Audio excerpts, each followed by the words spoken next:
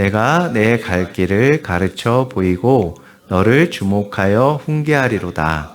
너희는 무지한 말이나 노새같이 되지 말지어다. 그것들은 재갈과 굴레로 단속하지 아니하면 너희에게 가까이 하지 아니하리로다. 악인에게는 많은 슬픔이 있으나 여호와를 신뢰하는 자에게는 인자하심이 두루리로다. 너희 의인들아 여호와를 기뻐하며 즐거워할지어다. 마음이 정직한 너희들아 다 즐거이 외칠지어다. 아멘. 아멘. 할렐루야. 아멘. 다 같이 인사하시기 바랍니다. 우리 은혜 받읍시다. 인사하시고 은혜 받으세요. 그리고 오늘 말씀의 이제 제목은 무지한 말과 노새인데 이 무지한 말과 노새와 같이 되지 않게 되시기를 주님의 이름으로 축복합니다.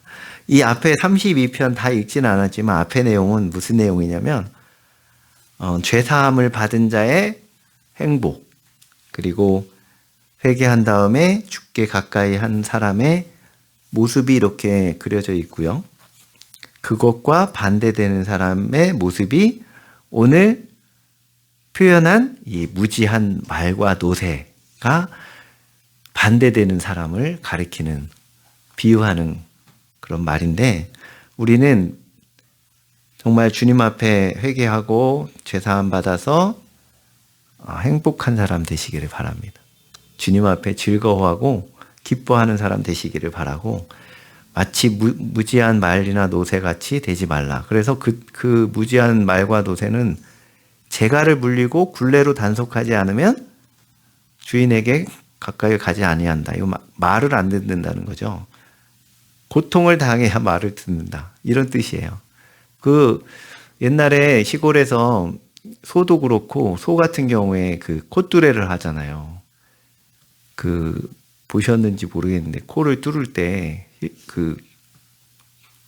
그게 무슨 나무인지 제가 잊어버렸어요. 그게 되게 강하면서 이렇게 불로 이렇게 달궈가지고 구부려가지고 둥그렇게 해서 소의 코에다가 구멍을 뚫고, 좀 잔인하긴 하지만 그렇게 안 하면 소가 얼마나 힘이 세요. 그래가지고 황소 같은 경우에는 너무너무 힘이 세가지고 사람도 발로 한번 차이면 아마 사망할 거예요. 그래서 가끔 그런 사고도 많이 있었거든요.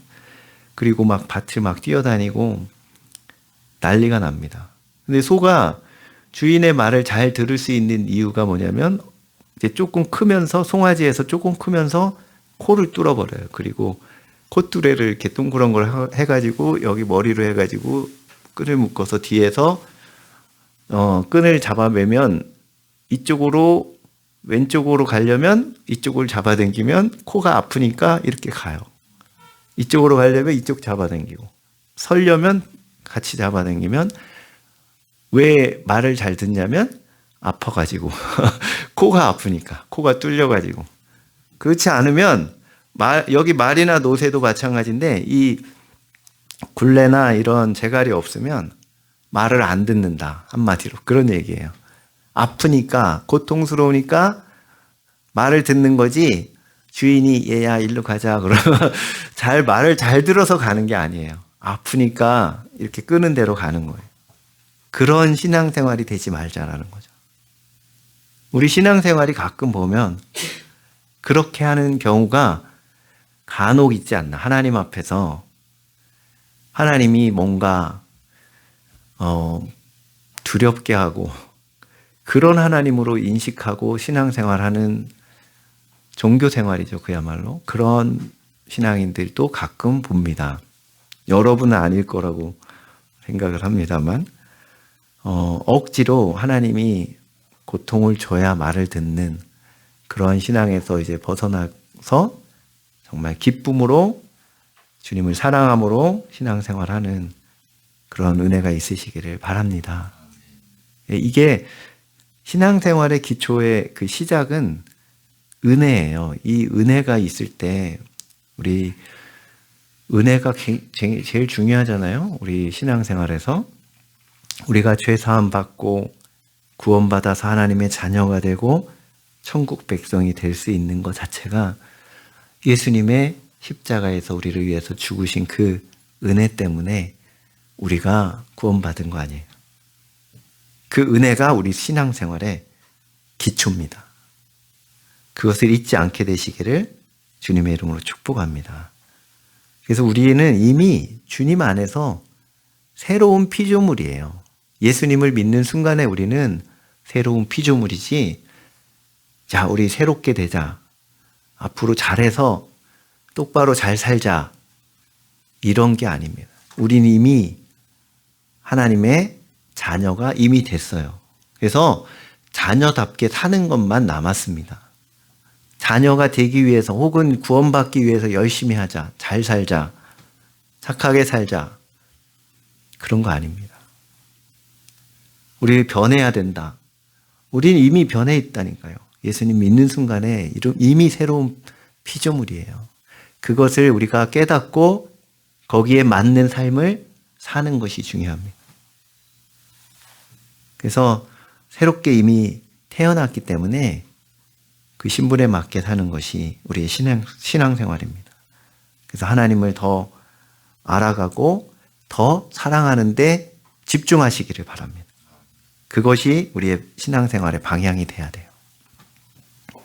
그렇게 하나님과 사랑의 깊은 교제, 하나님을 더욱 사랑하게 되면 하나님 앞에서 우리는 겸손해질 수밖에 없고, 하나님을 사랑하게 되면 기쁠 수밖에 없고 행복할 수밖에 없어요. 모든 신앙생활이, 예배도 기도도 말씀 보는 것도 힘든 것이 아니라 막 억지로 하고 힘들게 해야 되는 것이 아니라 너무 기쁜 시간이 되는 거예요. 그러한 신앙생활로 바뀌게 되시기를 바랍니다. 결국 결심하고 막 노력해서 되는 게 아니라 은혜예요, 사실. 신앙생활 자체가 은혜가 있어야 돼요. 그러다 보니까 여기 그렇지 않게 정말 억지로 신앙생활 하다 보면 어떤 모습이 나타나냐면, 이 9절 같은 경우에 보면 무지한 말과 노새같이 된다. 그래서 하나님이 어떤 경우에는 어떤 성도님들은 그렇게 말을 안 듣고 하나님이 원하시는 것들을 하지 않아서 나는 하나님 앞에 맞았다 그러면서 그거를 자랑으로 여기는 간증하고 자랑으로 생각하는 사람도 간혹 있기는 해요. 그거는 자랑이 아니죠. 맞았다는 거는 잘못했다는 거잖아요. 말을 안 들어서 하나님께서 그렇게 하실 수밖에 없는 상황까지 만들었다는 거니까 좋은 거는 아닙니다, 결코. 그래서 우리는 주님 앞에 주님의 말씀을 듣고 지켜 행하는 것이 억지가 되지 않게 되시기를 바랍니다. 우리 요한복음 14장 23절 말씀 한번 볼까요? 23절, 24절입니다. 같이 한번 읽어보겠습니다. 시작. 사람이 나를 사랑하면 내 말을 지키리니 내 아버지께서 그를 사랑하실 것이요 우리가 그에게 가서 거처를 그와 함께 하리라. 나를 사랑하지 아니하는 자는 내 말을 지키지 아니하나니. 우리 신앙생활이 계명을 지키려고 하는 노력 이전에 뭐가 있어야 되냐면 계명 자체를 사랑해야 돼요.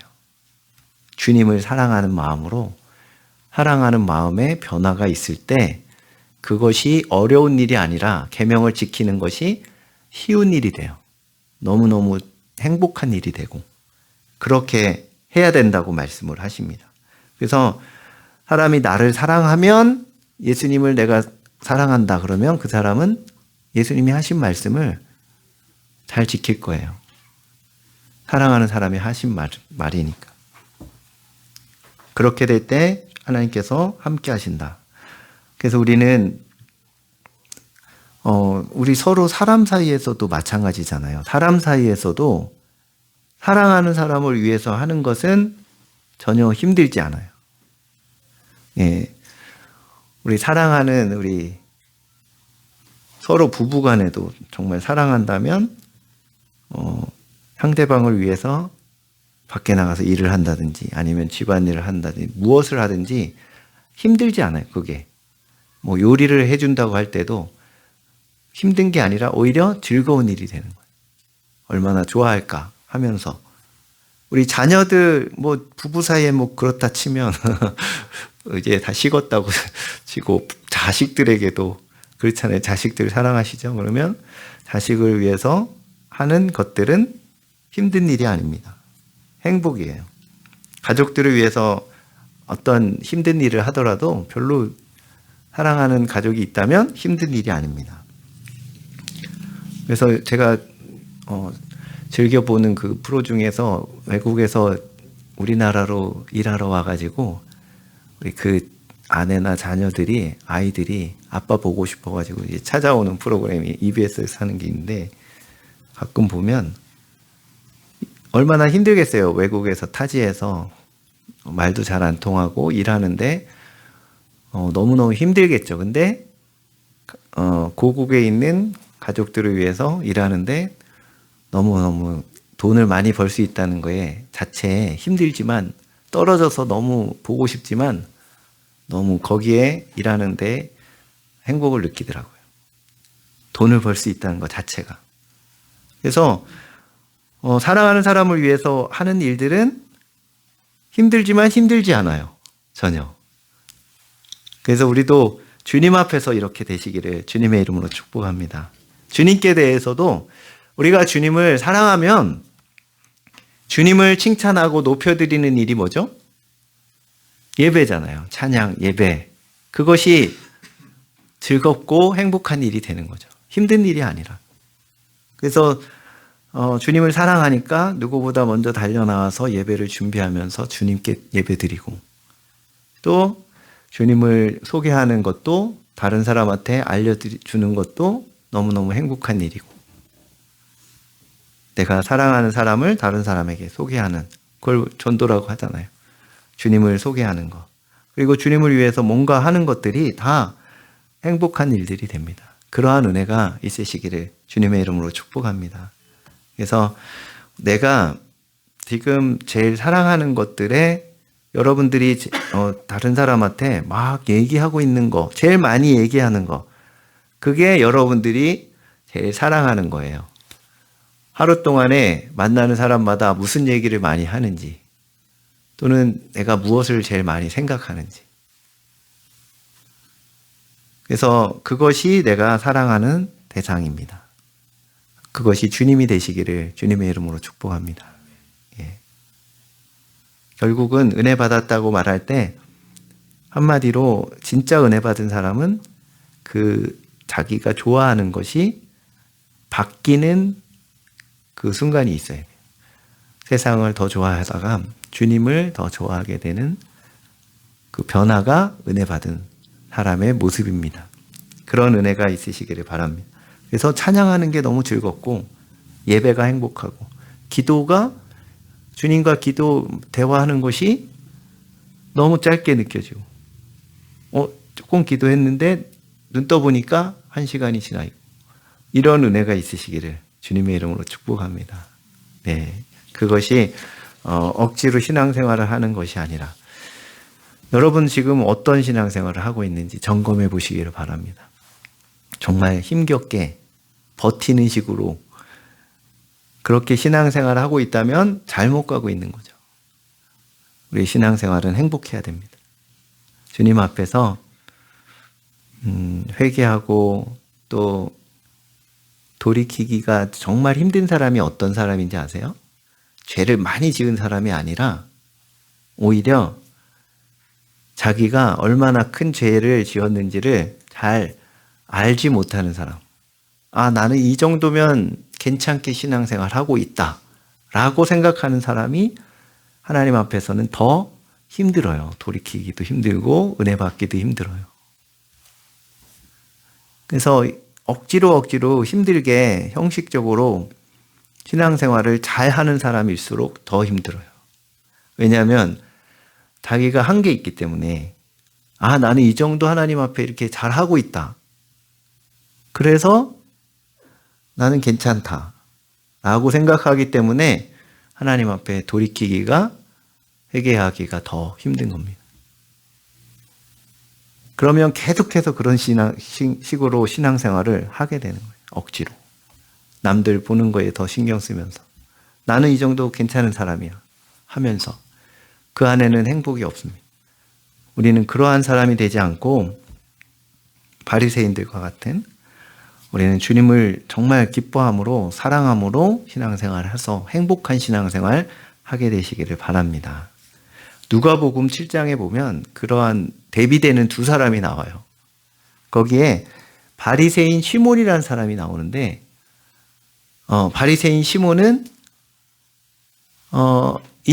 바리새인이라는 자체가 그 당시에는 존경받는 사람들이었어요. 많은 유대인들이 바리새인 그러면 인정했어요. 하나님을 잘 섬기는 사람들. 그래서 그런 시몬이 예수님을 초청을 했어요.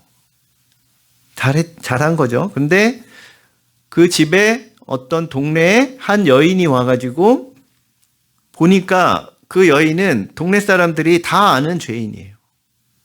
본인도 인정하는 죄인이고 사람들이 다 인정하는 죄인이에요. 어떤 죄인인지는 구체적으로 안 나오지만 추정하건대 창기였든지 아니면 그 귀신 들렸던 막달라 마리아였든지. 그래서 그 여인이 예수님께 은혜를 받아서 구원을 받고 변화된 이후에 이 바리새인 시몬의 집에 와서 예수님께 와서 눈물로 그 발을 닦고 입 맞추고 향유를 부었어요. 전 재산을 다 부어드렸어요. 굉장히 비싼 수천만 원에 해당하는 그 향유를 부어드리면서 예수님께 경배하고, 그럴 때 사람들이 수군수군 됐어요. 아니, 선지자라면서 저렇게 죄인인 것도 모른가 저 여자가. 그러면서 또 한 무리들은 아이고 아까워라, 저거 팔아가지고 가난한 사람들에게 나눠줬으면 좋았을 텐데, 그러면서 주님께서 뭐라고 하시냐면 시몬에게, 바리새인 시몬에게, 거기에 보면 바리새인 시몬을 예수님이 사랑하신 것 같아요. 그래서 교훈을 하십니다. 한 탕감받은, 여기 6천만 원 탕감받은 사람하고 60만 원 탕감받은 사람하고 빚이 있었는데 탕감받은 사람 중에서 누가 그 탕감해 준 사람을 더 사랑하겠느냐 라고 하니까 시몬이 당연히 6천만 원 탕감받은 사람이 더 사랑하겠죠. 그랬더니 주님이 이런 말씀을 하세요. 우리 같이 한번 읽어볼까요? 누가복음 7장. 같이 시작. 그 여자를 돌아보시며 시몬에게 이르시되 이 여자를 보느냐? 내가 네 집에 들어올 때 너는 내게 발 씻을 물도 주지 아니하였으되 이 여자는 눈물로 내 발을 적시고 그 머리털로 닦았으며, 다음, 너는 내게 입맞추지 아니하였으되 그는 내가 들어올 때부터 내 발에 입맞추기를 그치지 아니하였으며 너는 내 머리에 감람유도 붓지 아니하였으되 그는 향유를 내 발에 부었느니라. 더 이러므로 넘겨서 이러므로 내가 내게 말하노니 그의 많은 죄가 사하여졌도다. 이는 그의 사랑함이 많음이라. 사함을 받은 일이 적은 자는 적게 사랑하느니라. 할렐루야. 아멘. 주님이 시몬에게 그러는 거예요. 너는 내가 들어왔을 때 발 씻을 물도 주지 않았다. 그 당시에 풍습은 샌들을 신고 다녔기 때문에 손님이 오면 무조건 하인이나 주인이 그 문 입구에 물동이가 있어요. 그래서 물을 떠다가 발을 씻도록 해주는 그런 풍경이 있는데 그냥 일반적인 손님이 와도 그렇게 한다는 거예요. 근데 예수님이 오셨는데 시몬은 어떻게 했다고요? 그것도 안 했다. 보통 사람들에게 하는 것조차도 안 했는데 이 여인은 눈물로 내 발을 씻겼다 라고 하시는 거예요. 그러면서 비유로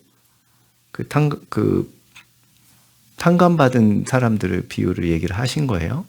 그러면서 여기 마지막에 그의 사랑함이 많음이라 사함이 받은 일이 적은 자는 적게 사랑한다. 그러니까 너는 바리새인 시몬아, 너는 한마디로 60만 원 탕감받은 사람이고 이 여인은 6천만 원 탕감받은 사람처럼 그것이 실제 차이가 아니라 얼마나 내가 많은 죄를 탕감받았는지에 대한 깨달음이 있느냐 없느냐의 차이다라고 말씀을 하신 거예요. 이 여인은 자기가 너무나 죄인인 것을 알기 때문에 그 용서받은 게 얼마나 큰지를 알고 주님께 얼마나 주님을 그만큼 사랑하게 된 거예요. 그만큼 사랑하니까 전 재산을 다 부어도 아깝지 않고 다른 사람이 손가락질하고 여인으로서 눈물로 발을 닦고 머리털이 소중하잖아요, 여인에게. 창피를 무릅쓰고 다른 사람이 뭐라고 하는 거에 신경 안 쓰고 주님께 그렇게 할 만큼 사랑했다는 거예요, 주님을. 왜냐하면 그만큼 얼마나 큰 용서를 받았는지를 알았기 때문에. 그 차이라는 거예요. 우리도 마찬가지입니다. 주님께서 우리에게 원하시는 것도 이런 부분이에요. 사랑이에요.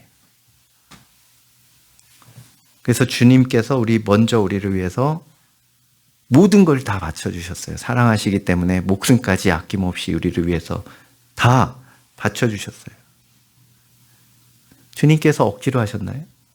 십자가 지실 때 억지로 하신 게 아니라 히브리서에 보니까 기뻐하시면서 우리가 구원받을 것을 보고 기뻐하심으로 부끄러움을 개의치 않으셨다라고 말씀하셨어요.